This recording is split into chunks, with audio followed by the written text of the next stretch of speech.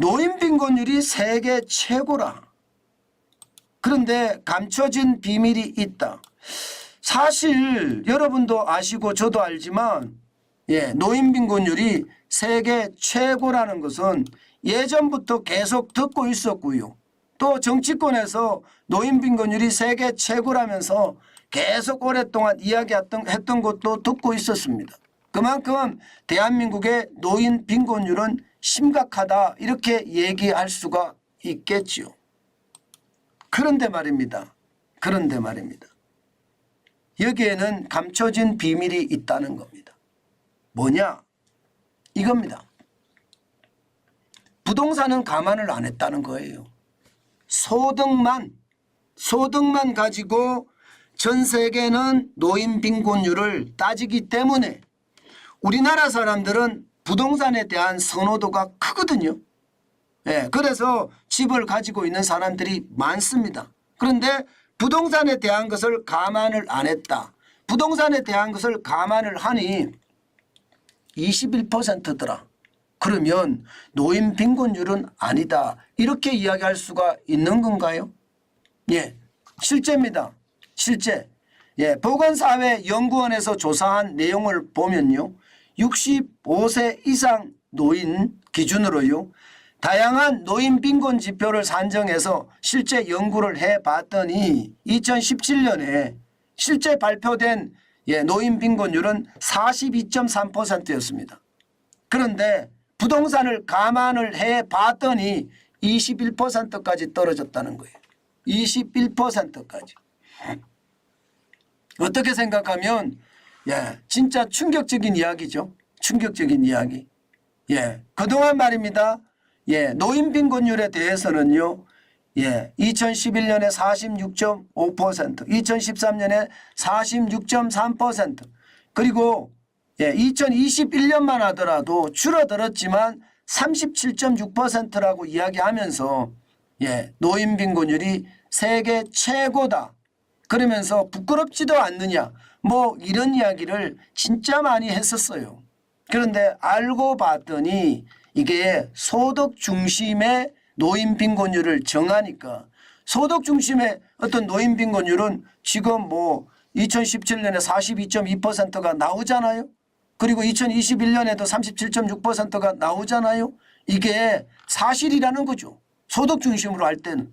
그런데 부동산까지 감안을 하면 노인 빈곤율이 굉장히 떨어진다는 이야기입니다. 이것은 어째 보면 말입니다. 기존의 어떤 생각이 굉장히 바뀌게 되는 거예요. 노인 빈곤율을 보면 말입니다. 기존의 지금까지 생각은 많은 사람들이 대한민국은 노인 빈곤율이 최고야 이렇게 이야기할 만큼 어려웠었거든요.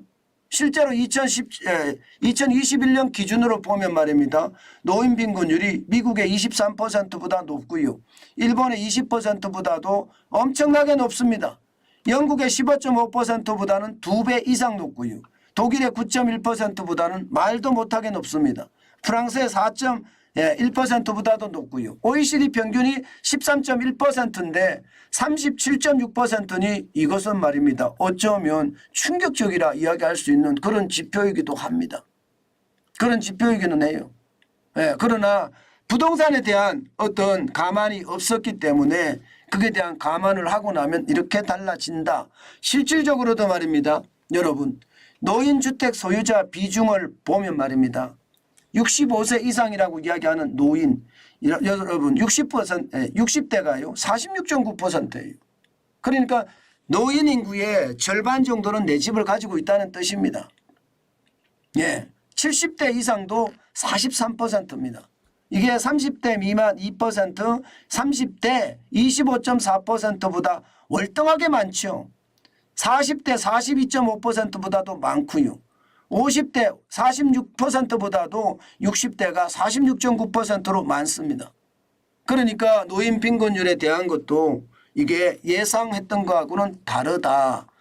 시장에서는 계속 노인 빈곤율이 세계 최고라서 선진국인데도 불구하고 대한민국의 노인 빈곤율을 왜 이렇게 높으냐 이런 이야기가 많이 나오는데 거기에는 감춰진 비밀이 있었다. 그런 얘기입니다. 그만큼 우리가 생각했던 것보다가 노인 빈곤율은 낮다 이렇게 얘기할 수가 있는 건가요? 실제로 그렇게 이야기할 수가 있죠. 저는 이것을 보면서요. 결국 말입니다.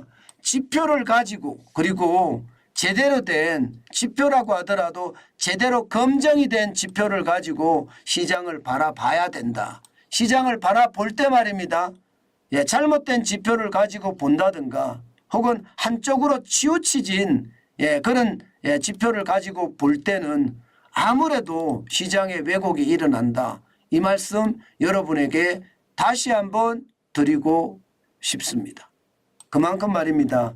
그만큼 지표는요. 정확하지만 왜곡도 일어날 수 있다는 걸 다시 한번 강조해 드립니다.